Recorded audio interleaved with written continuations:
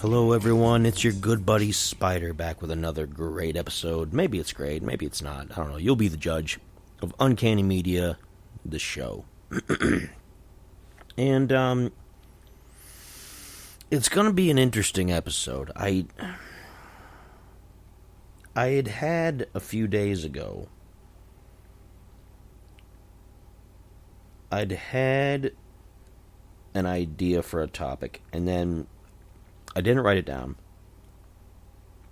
And then I completely forgot it. And I was trying to remember what I was going to talk about.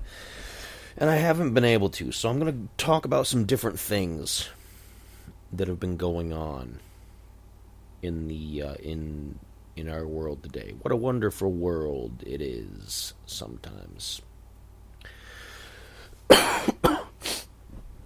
I am finally starting to feel better after whatever I've had that has kept me under the weather. I'm still coughing a little bit, and I still got some pressure in my head, but the fevers are done, the body aches are done, most of the drainage is finished. I have a little bit of sinus drainage, but not a lot. So I'm feeling better. I might not sound 100%, but give me a few more days. And now I've just got this tickle in the back of my throat. It's usually the last thing that I have to deal with before I start feeling better from something, is I have a cough, and this is par for the course. It's pretty usual. This is what I'm going through. It's gotten brutally cold here in Ohio the last several days. It got down into almost single digits for a few days in a row. It's been below freezing by a lot. And we've had a lot of snow. It's definitely, winter is hitting hard this year compared to previous years. It's probably most likely going to be a white Christmas for anybody who celebrates. If you're into the snowy Christmases, it's going to be a snowy Christmas. I'm not probably likely to do too much. I'm probably likely to just hang out here at home, do my streamy stuff like usual, and relax.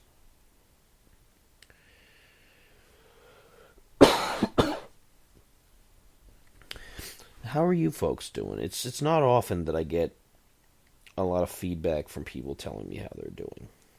I would like to get more comments from people talking to me about, what are you doing? What do you think about the stuff I've been talking about? How do you feel about some of it? What's your opinion? I would love to hear your thoughts on these things. So you can always comment on any of the podcast arenas that this shows up on that lets you comment. Here on Spreaker it will. I don't remember if you have to join, but joining to listen is free. It only costs if you're actually going to be broadcasting anything. But joining to listen is free. If you're on Spotify, you can drop a comment on Spotify. I don't know what other platforms let you comment, but it's on wherever you listen to your favorite podcast. Here we are, Uncanny Media. There's only a couple more shows left before the end of the year. I'm not taking a break. I'm not doing a seasonal hiatus or anything like that. This Uncanny Earth is on seasonal break for the month of December, so that the various other people involved can all hang out with their families and do holiday stuff. And we're going to be back in January.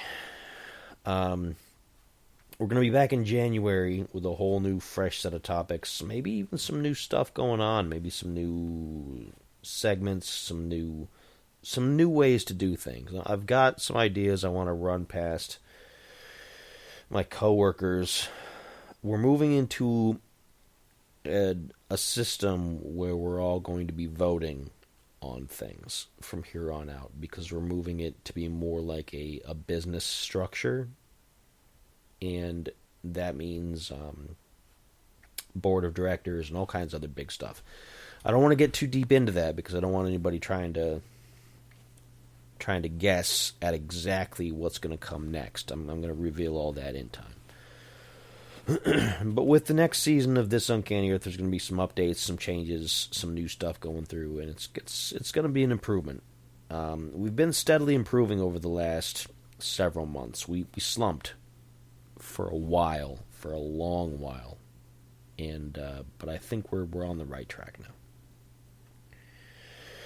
But as for this podcast, I'm not taking a break. I'm not taking any days off. I'm not taking a month off. I'm not doing it. I'm just going to continue weekly as often as I can to keep bringing you interesting episodes and interesting conversation. I think it's interesting, and we do have a lot to talk about. Despite the fact that I don't remember what my original topic was going to be, we do have a lot of things to talk about because a lot of things have happened. A lot of things have happened, and when I titled this episode "What a Wonderful World," it was a bit tongue-in-cheek. It was a bit satirical because a lot of these things are not great things. The world is kind of a rough place right now. We can always recover. I'm not one of those doom and gloom types where I think that, everything's just getting worse and worse all the time, and it's never going to get better, and it's just the end times are here. No, I'm not of that opinion. People say that, the climate's changing too fast, and the end of the world is coming up. And I say, no, the planet will recover. It always does. It comes and goes in cycles, is what it does. And maybe we'll have to suffer through some pretty bad times during whatever cycle comes up. And there's not a whole lot we can do about it. So, it's happened before. I'm sure it'll happen again.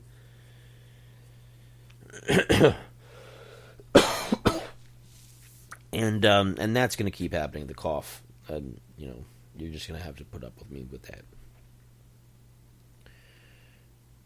But let's talk about a pretty awful thing that happened. And I'm not going to say, just a reminder of my various political leanings. If you really wanted to put a fine point on it, you could say I lean a little bit on the conservative side, but I'm not. It's not ideologically conservative. Because people hear that and they're like, you must be a Republican, you must be a Trump guy, huh? And I'm not. I did not vote for Trump. I didn't vote for his opponent, but I didn't vote for Trump. And I'm not a registered Republican or a Democrat. I'm pretty firmly independent. When I say I lean conservative, it's because traditionally old-style conservative values were small government, not a lot of involvement in your everyday life. Let people do what they want within the law. Don't spend a ton of money.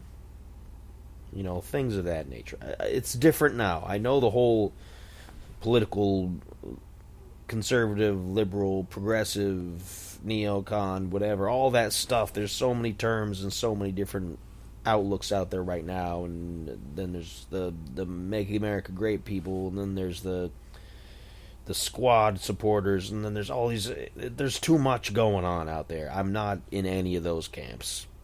Okay, I want the federal government to function in a way that benefits everyone without bothering everyone, without putting its nose everywhere, without getting involved in things. I don't want to have to think about what the government is doing day to day. I just want to know that it works.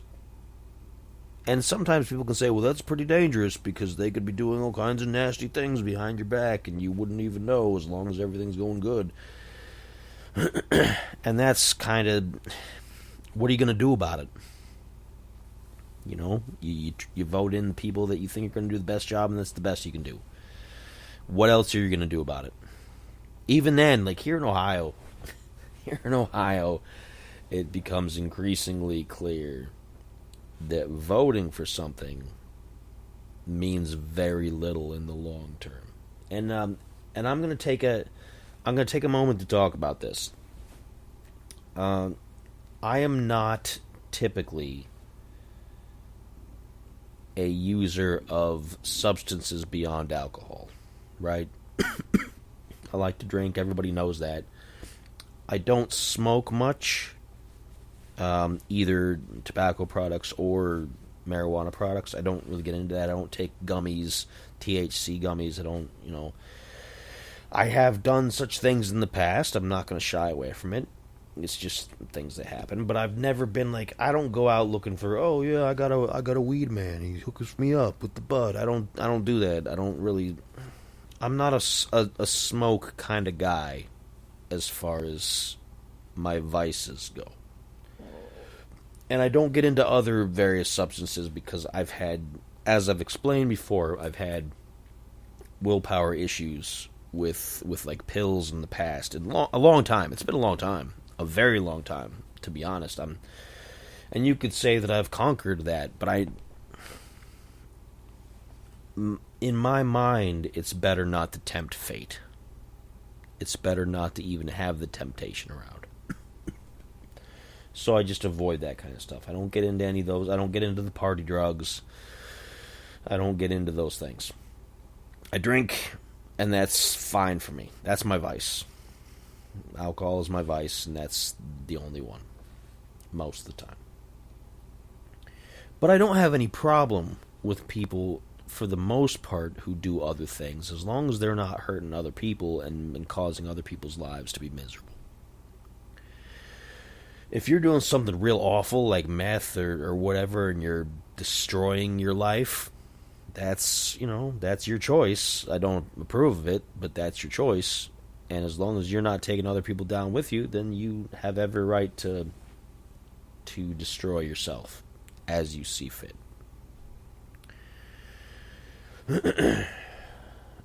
So,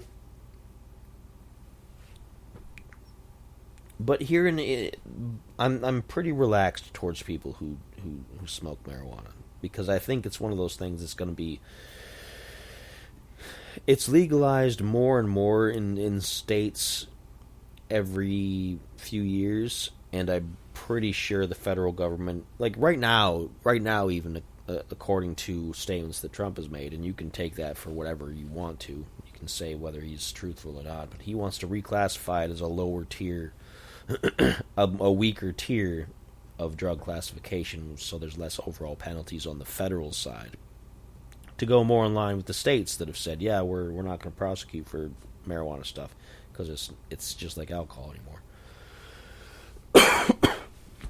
I think it's going to be fully legalized for recreational use across the United States in my lifetime. I think it will be. And I'm not using that as an endorsement or an indictment. It's just a fact of life. I think it's going to be that way. Somebody's going to come along and they're going to push it through, and that's going to be it. And various states have legalized it, of course.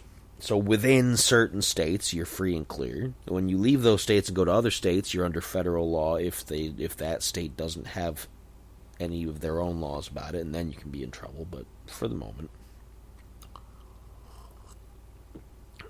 here in Ohio,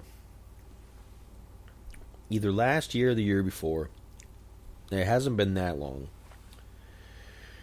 they put recreational marijuana use on the ballot for people to grow plants and for people to have the gummies and the dispensaries and all that stuff that comes along with it. And it passed. The people got it pushed through. It got voted on. The people in this state, it was one of those initiatives where they get to vote for it, and then the government has to allow it. The state government has to allow it. So marijuana is legal for recreational and medical use here in Ohio with some restrictions. Like you can only have a certain number of plants or whatever, and you have to have licensed dispensaries and whatever. So fast forward to the last few months. Apparently, and this is something that does happen, this is irresponsibility on the part of people around kids. Okay, it is irresponsibility, and it's something that people need to work on. There's been an issue with children finding the gummies and being like, oh, these are candy, and taking the gummies and then getting high. And I'm talking about not like teenage children, I'm talking about younger children, like preteens, 8, 9, 10-year-olds and things like that. And then taking these to school and getting their friends high and whatnot. And And that's a problem. I mean, because kids don't understand the long-term effects of this kind of stuff. And pause for a minute, because I know there's going to be a marijuana purist out there that's going to say, what long-term effects? It's a healthy thing. It doesn't hurt anybody. It doesn't harm the body. Okay, you can say whatever you want about it, but anything that's going to alter your brain chemistry, that'll get you high or drunk or whatever, you can point me to whatever studies you want that prove otherwise, but it's a fact of life and nature that anything that alters your perceptions like that is going to cause some sort of damage to nerve endings or to something in the brain. It might not be dramatic, it might be subtle, and it might not be something that ever debilitates you. You might just suffer some cognitive something over time when you get older, but you are suffering the effects of something. It's a drug. Just because it's natural does not make it less of a drug. And yes, I am a drinker, and I understand that alcohol does damage. I get that. I'm not going to deny that. I'm not going to deny it one bit. So I'm not defending one substance in favor of another. I just want you to understand that when people say, oh yeah, hemp would cure so many things, and marijuana, medical, and cure cancer, and no. It does not do all those things. Okay. It doesn't. It's not the magic cure-all for everything in life. Just because you love getting high and it makes you feel good. I like to drink and it makes me feel good, but alcohol is not going to solve every problem in the medical world. Neither is marijuana. It's not. It isn't. Please don't try to tell me it is, because it's not. Okay? But you're more than welcome to do it. Like I said, it's like any other vice. If you want to do it, you can do it. I don't got any problem, as long as you're not going to harm somebody else while you're doing it. As long as you don't get so high that you forget how to drive while you're at an intersection and then you plow into somebody, because that can happen, because it can mess with your perceptions. I know plenty of people who have said, oh, I drive better when I'm high. Well, maybe you feel like you do, but do you really? It's like a drunk driver. Oh, I drive just fine when I've been drinking. Well, do you for real? Yeah, that's not how it works. Okay? Don't fool yourself. Don't kid yourself. Don't lie about it. Just accept the fact that if it's altering your perceptions and making any sort of changes on the scale of your brain, that it's potentially causing some kind of damage, however minor.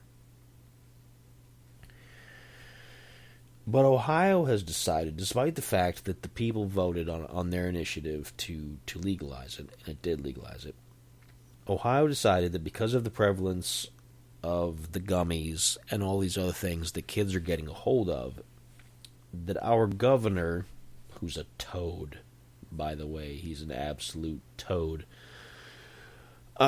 he's decided that we need to go back to some restrictions.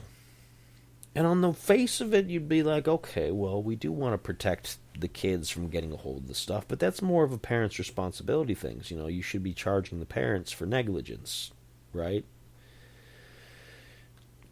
But instead, they're limiting and outlawing certain THC-infused substances, and they're trying to limit the plants that people can have, and they're trying to limit a bunch of other things. You had the opportunity to craft a law for this when the citizens approved it the first time. You had the opportunity, and you should have done it then. You should have said, okay, well, this is what the people want. Let's come up with a way that we can all be happy with its use in our state without causing issues and without crossing legal boundaries and whatnot. Let's come together and work on it. But our state government in Ohio is problematic. Our state government in Ohio it's a collection of old guys. I mean, there's women in it too and whatnot, but it's basically, on the face of it, a collection of old guys who like the way things are and the way things they want to be. And they're getting paid. They're getting money every year. And they want things to go their way and not any other way, ever. We've had issues with redrawing districts on both sides. This has been something that's actually been... My district has changed. I'm in another political district now because of the lines have been redrawn. But the way my district was before, it was a Democratic district, and it was weird. It was shaped all kinds of funny. And obviously, there's why would you do that? There was no logical reason why it was shaped the way it was, other than to try to garner some extra votes for an extra seat in the government. And everybody, both sides, both parties, do the whole gerrymandering thing. They both do it. Okay, now one party is more guilty than the other. And the reason they do it is because they want their side to be in power and they don't want the other party to do it. That's just how it is. Don't come at me and tell me that, oh yeah, well, Republicans do it more because they know they'd get voted out if they didn't. But Democrats do the same thing. Absolutely the same thing, because that's how you preserve your slice of the pie. You consolidate your power by manipulating the numbers. That's how the government functions, unfortunately. I don't like it. I don't want anybody else to like it, but that's just the fact of life of how it is. Is there a way to change that? I don't know. It's notoriously difficult to get people through the whole process to a representative stage and then keep them at a level where they actually want to help you.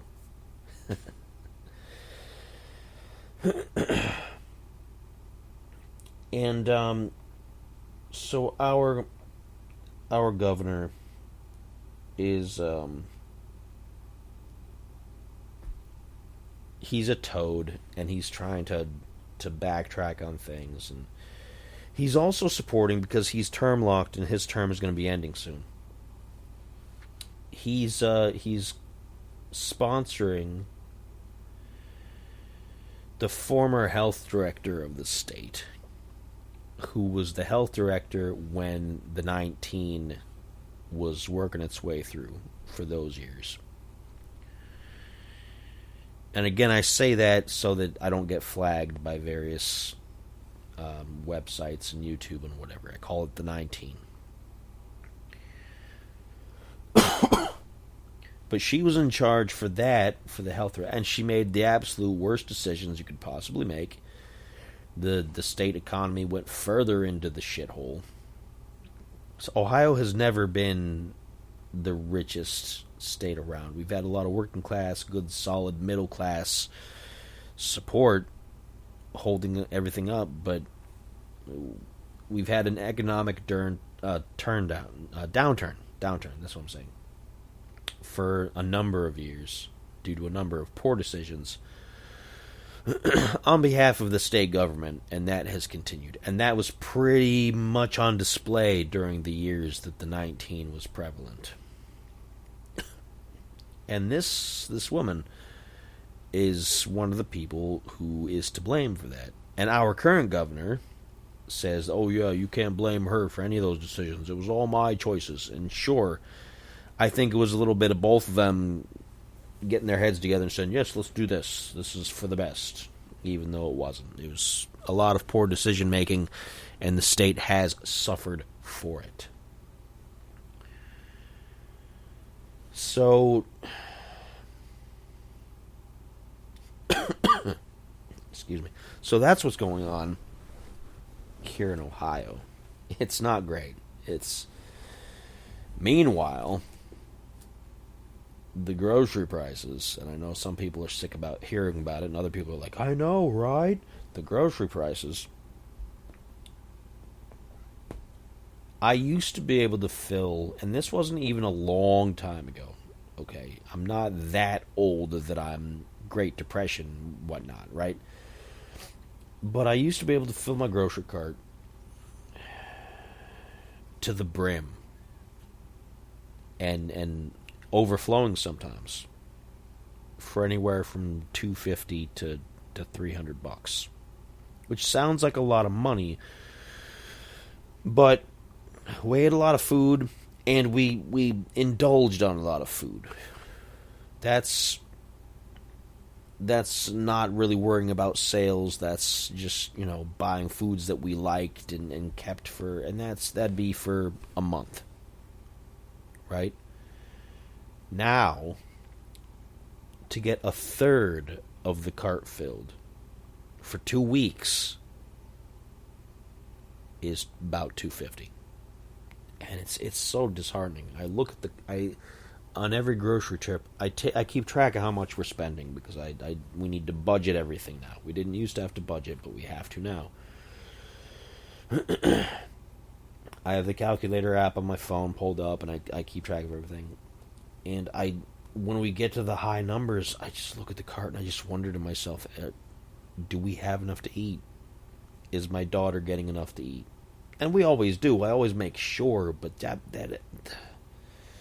the amount of money going into this is ridiculous in just a very short time. It's frustrating. And that's a big thing in Ohio, and I don't know if that's going to change. I don't know if anyone in the state government in Ohio is trying to get that to fix. We're not on any sort of assistance. We don't do the EBT or the SNAP or whatever that is. We don't qualify because we've always made just a little bit too much. And when you make just a little bit too much, you actually suffer a bit more, because with the taxes and with what you're paying, you end up with next to nothing when it's all done. But so it's not like we're super comfortable with all that, but we're getting by. We're getting by. No one here is starving. I don't want anybody out there thinking that that's a plea for help, that we're send us food and money. We've got no money. We've got no food. No, I mean, we make it work every month. We make it work. We're all healthy. I know I'm sick now, but it's not from lack of food or anything like that. It's just because I got sick. My daughter's healthy. Her mom is healthy. We're all fine. So don't take it the wrong way. I'm not doing telethon, okay? I have enough money to keep my cats fed, all that good stuff.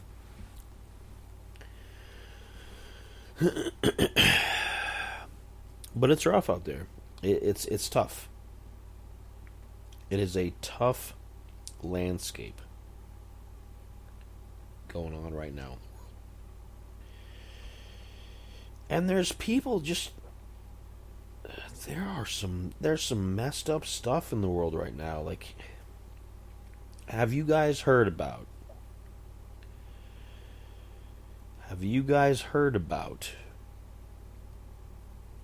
the passing of Rob Reiner? Now, I'm not going to say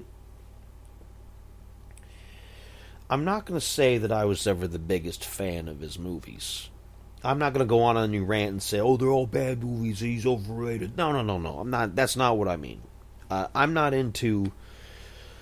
A lot of his movies are romantic comedies or dramas of that nature. I'm not... that's not really my bag, as they might have said back in the day. It's not the kind of thing that I'm interested in. So... So I can't say I was a big fan. And I don't care for people who are outspoken about political things. Right now, the popular thing is to be either super, super for Trump or super, super against Trump in ways that are absolute admiration or absolute dripping, bile-laden hatred. Those are the two popular things going on right now. And I'm neither one. I don't like that kind of behavior. Now, don't get me wrong. Because something is going to be not sit right with me in a minute here, okay? And I'm going to talk about that. I'm not defending Mr. Trump against his critics and things. I don't want people to think that. And I'm not also vilifying him for different things. I'm going to make a point on something in there, though. So I didn't get into Rob Reiner as the political commentator, the guy who had a lot to say on the subject. Like Michael Moore Not Michael Moore. Was it Michael? Is that his name? Michael Moore. He's the guy that shot the movie, the Super Size Me movie, and the I don't know. Maybe that's his name. I should look it up. I don't get into that kind of thing. Maddow, Kimmel. On the other side, I don't get into Oberman. Is Oberman Republican? Conservative? I don't remember. There's so many names. I didn't get into Alex Jones. Alex Jones back in the day when he was just talking about Bigfoot and aliens was kind of entertaining. Then when he got crazy about government stuff, I fell off of that. I don't listen to Tucker. I didn't really pay much attention to Charlie Kirk, and I'm not saying that as a way to disrespect anybody. I'm just saying I didn't get into it. I don't get into Shapiro. So I don't, it's not an area that I have interest in. And it turns me off when people are really vociferous about that kind of thing. That's a big word, vociferous. But I don't think he deserved to come to the end that he did. And if you haven't heard yet, he's passed. He was murdered. And it's looking like he and his wife, both murdered, stabbed to death in their home, and it's looking like his son is the one who did it. Now, it's not been proven yet. He's been arrested for it. But the details are pretty scarce. This only happened like a couple days ago. If not just a day ago. It's pretty horrific. Regardless of how you feel about a person who's very vocal and you're not interested, and you're kind of like, well, you shut up. Nah, nobody cares about your politics. You don't want to see them get stabbed to death, right? Like, you shouldn't want to see them get stabbed to death. You should be kind of like, oh, that's awful. Just like with Charlie Kirk, nobody should want to see him get shot in the neck. I mean, there were people celebrating, but like, oh, yeah, that's great. But you shouldn't want that. Especially if all they're doing is talking. If they're not going out and like challenging people to fights in the street, and they're not like riling people up to do murder and stuff, like, why would you? There's no reason to celebrate any of that. So it's pretty horrific. It's pretty awful.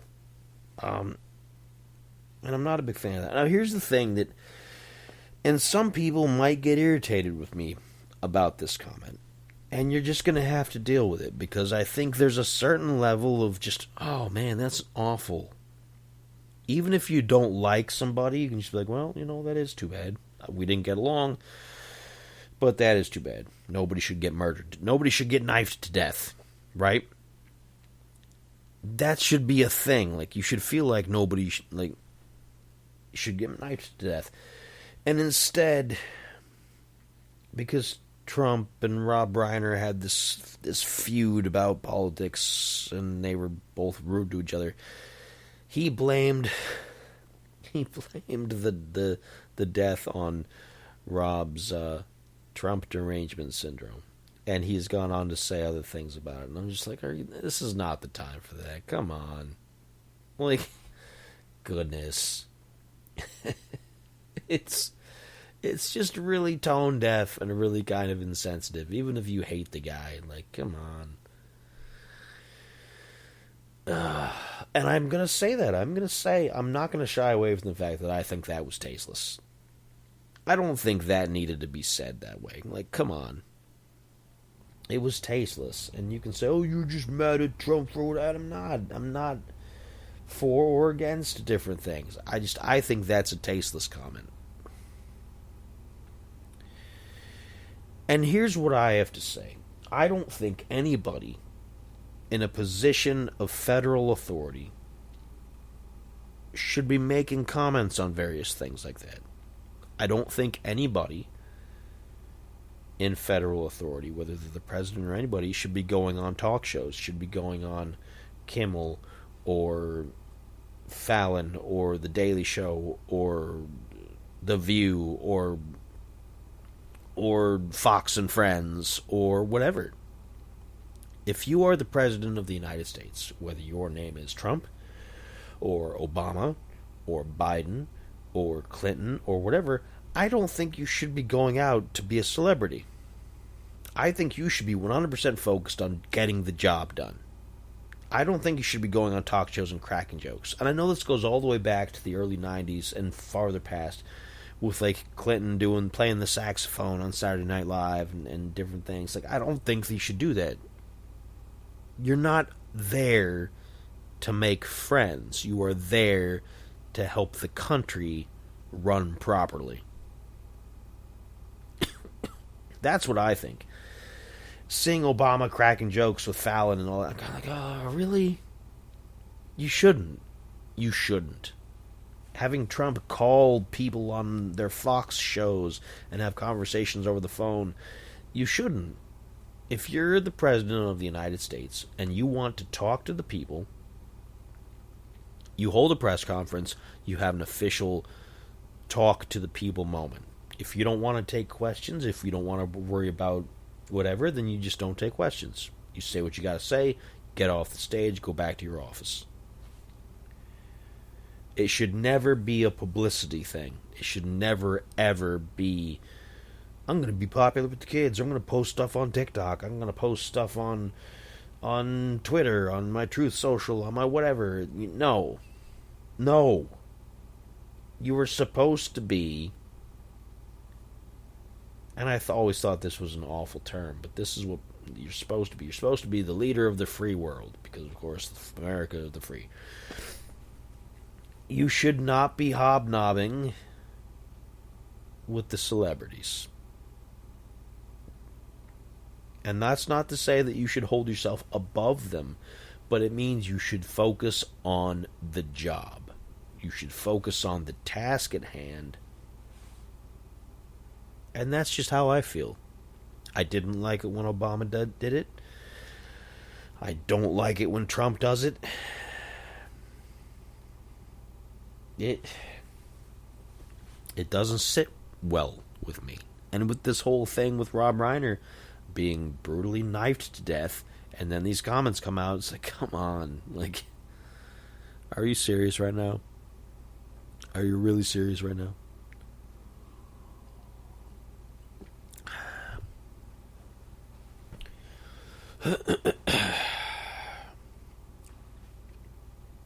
So that happened. Now, there's been other things that have happened that have been pretty awful, too. Like, apparently in Australia, and there was something here, too. I'm not going to skip over. I'm not going to cherry pick. But apparently in Australia, there was a father and son took registered firearms, which means it's pretty difficult in Australia. I think you can only have firearms of a certain type, of a certain caliber, if you can show that you're in a part of the country where you have to defend against wildlife or something like that. I don't think, because guns as a whole are outlawed in Australia for civilian use. And I don't remember all of the details.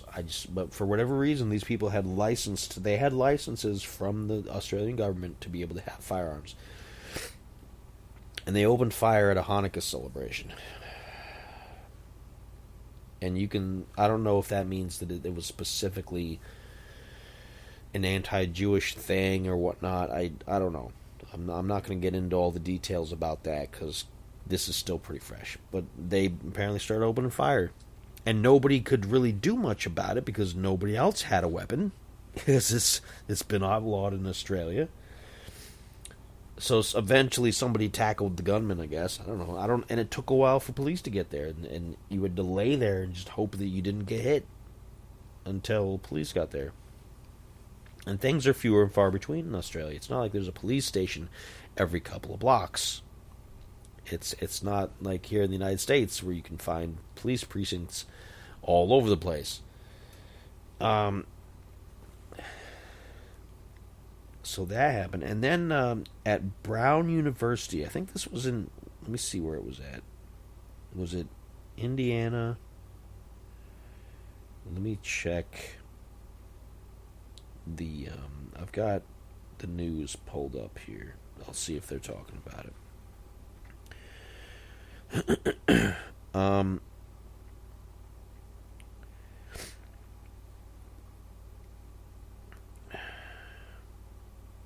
oh, here's an update too. By the way, apparently Rob Reiner's son Nick is set to appear in court on 2 counts of murder in the killing of his parents. So they're pretty certain that he did it. So that's too bad. He was a troubled person, apparently. Let's see, Brown University.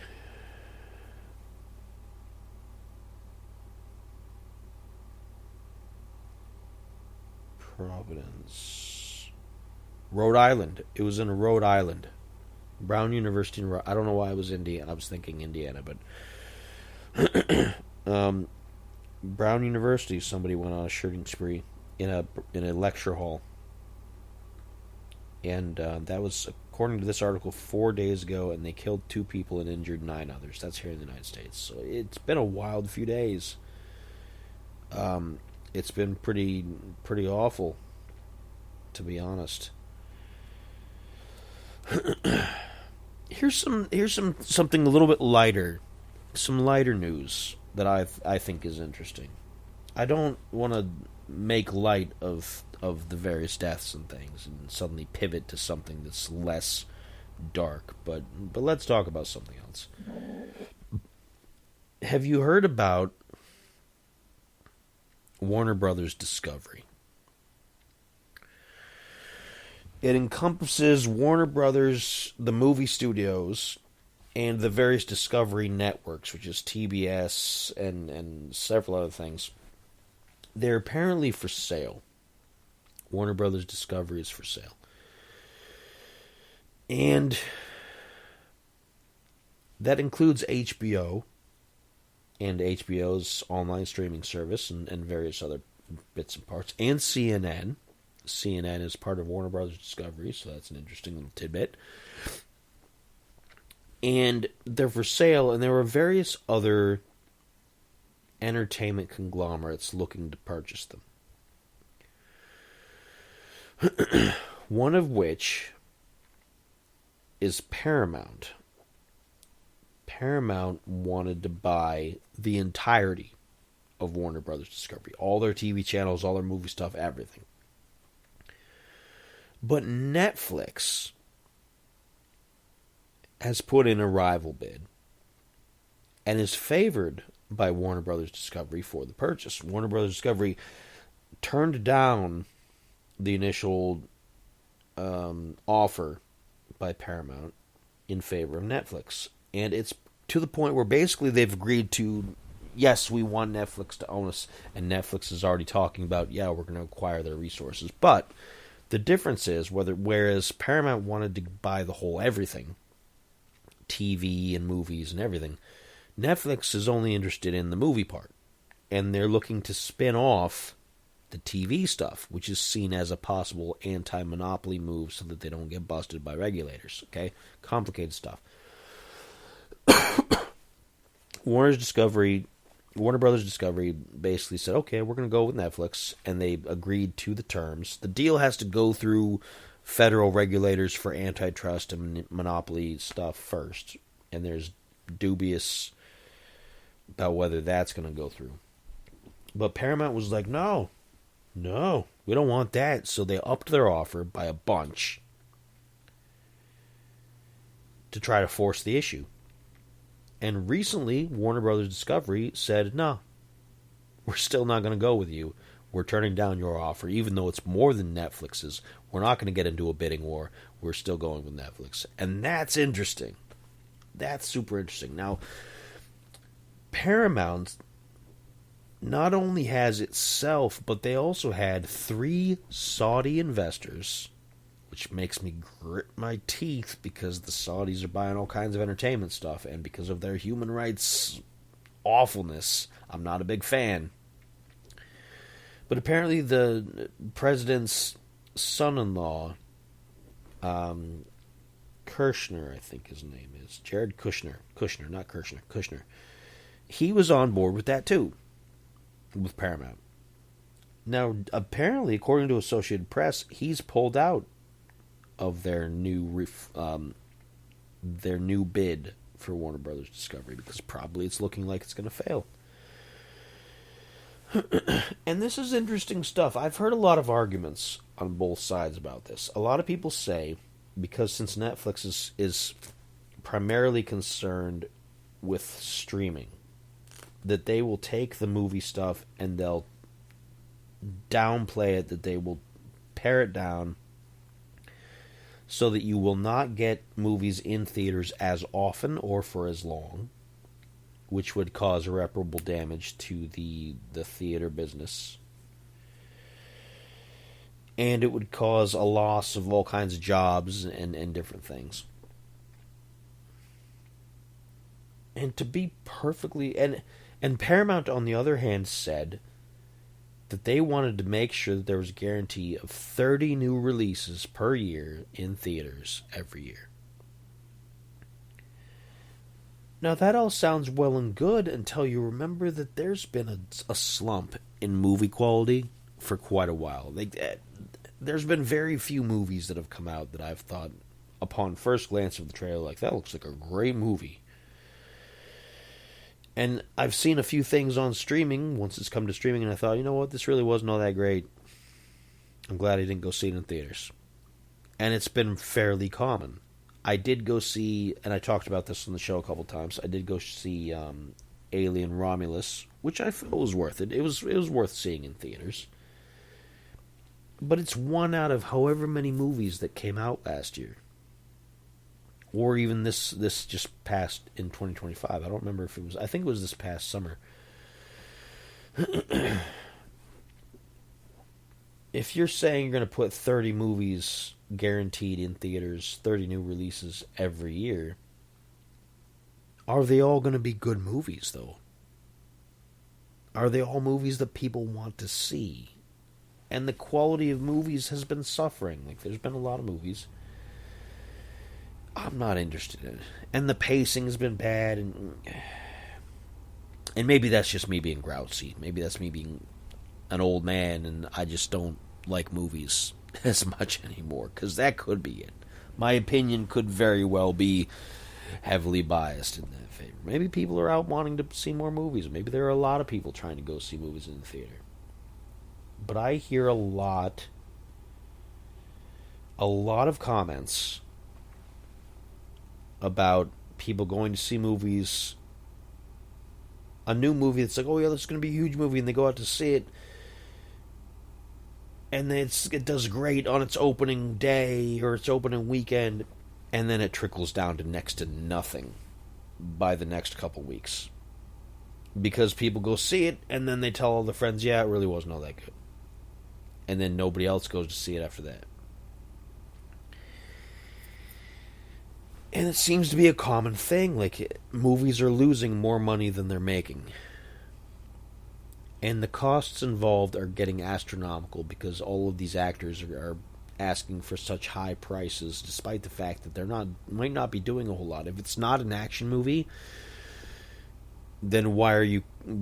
If you're making an action movie and you're doing stunts and there's the potential that you could be hurt, yeah, get a little bit more money to cover health care and whatever that could happen. Insurance, whatever. If you're not in an action movie, or if you're just in a drama, or if you're in a comedy, like, why do you need to be paid so much? You can be paid a comfortable living wage, not just a basic living wage, but something comfortable because of your celebrity status. I'll give you that. I'll let you have that little part. You don't need $1 billion per movie. You don't. What are you spending the money on? It's like athletes. Athletes can at least justify certain amounts of money that they make because of the potential that they could be hurt with an injury, because healthcare is expensive. Healthcare is ridiculously expensive. And if you have a family now, and if you have kids and you have whatever, okay. I still don't think you should be getting $1 million a game or whatever, and with your sneaker deals and with whatever commercials. But I can understand you asking for a lot because you could get hurt. And if you get hurt to the point where you can't do the sport anymore, what else are you going to do with your life? no other job is gonna cover the costs like that did. So on some level, I get it. The numbers involved are still astronomical, but I get it. And movies are kind of that way. If you're not doing anything physical, why are you getting paid so much? Oh, because of my acting, I'm an artist. I'm worth it. No, come on. Yes, if you create art, you should be paid for it. 100% agree. 100% agree. Is your scene in whatever your big movie is worth $150 billion? I don't think so. I don't think so.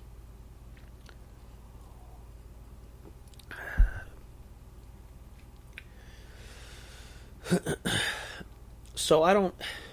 Now Netflix has said, getting back to the impetus for this.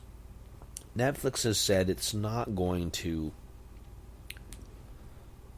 It's going to let Warner Brothers and HBO and all those other guys operate the way they've been doing and keep making movies because they want to make new movies. But Netflix, again, is a streaming platform. That's where their money is, in memberships.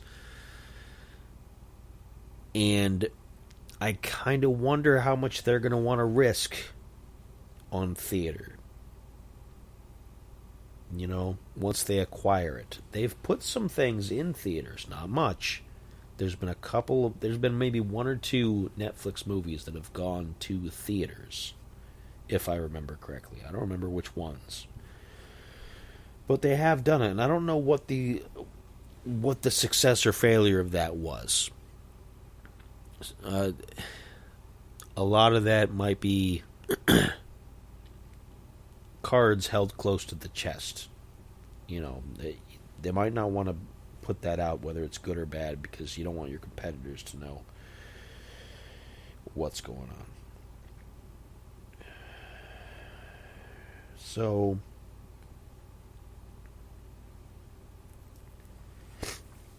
but I don't know. I can't say whether I'm in favor or opposed to Netflix acquiring Warner Brothers Discovery. And just a reminder that Netflix started as a DVD by mail subscription company where you would rent DVDs through the mail and then you would send them back. That's how Netflix started.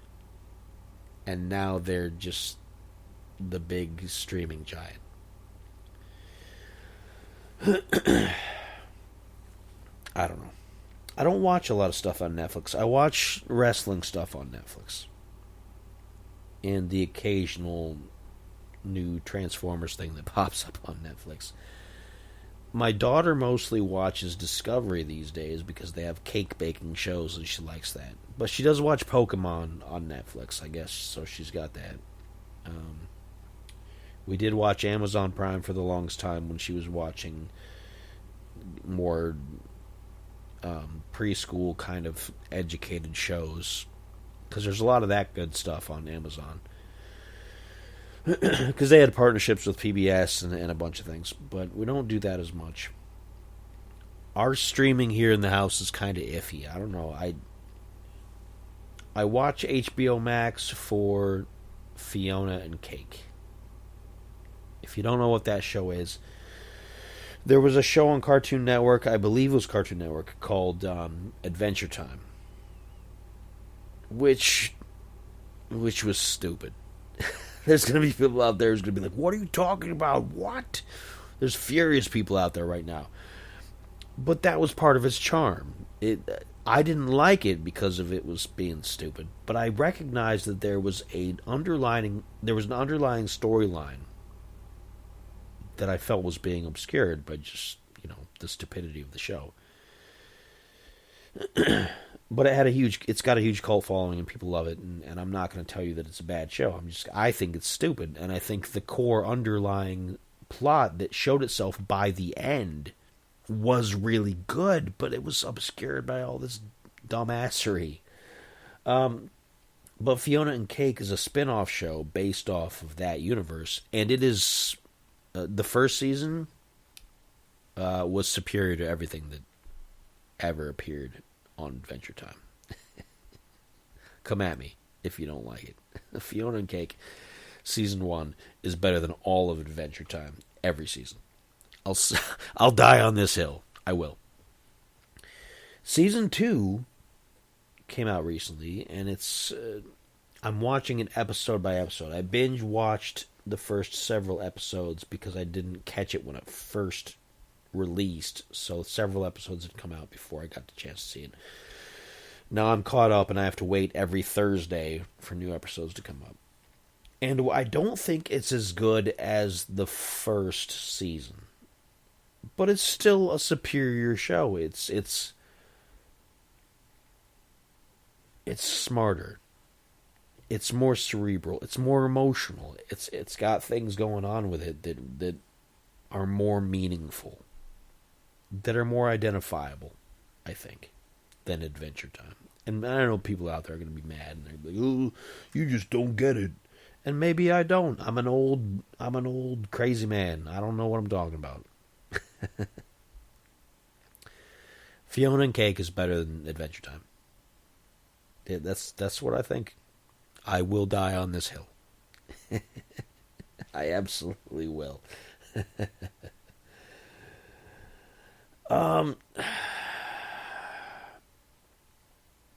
So I don't know how we started with.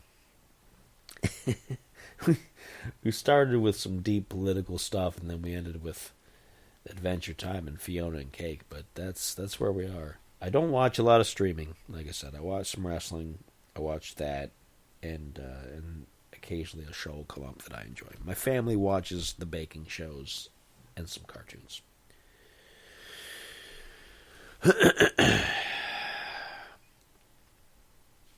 But that's about it. That's going to be the show.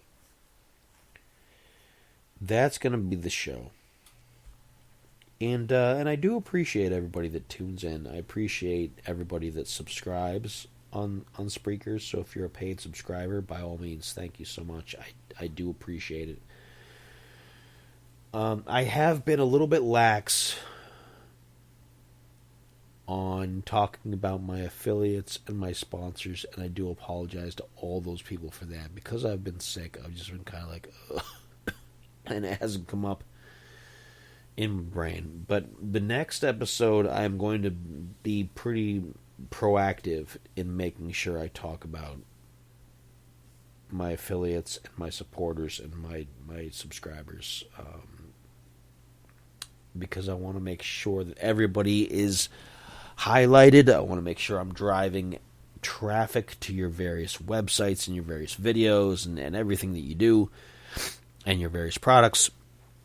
And we're going to hit that real hard. That's one of my plans for 2026. It's to have a slightly more robust method of promotion to make sure everybody is getting their fair due. Because that's kind of what Uncanny Media is a promotion company. It's for promotional. We encompass a lot of things. We have podcasts, we have gaming, we have books, we have cooking, we have all kinds of things. And the core of it is just disseminating the information. And I need to make sure I pay closer attention to that, because that's really what we do.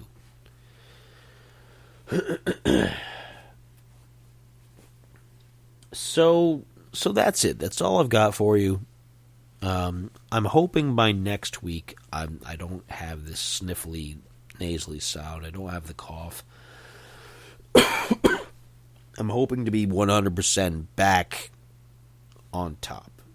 Back in the saddle again, as some people would say.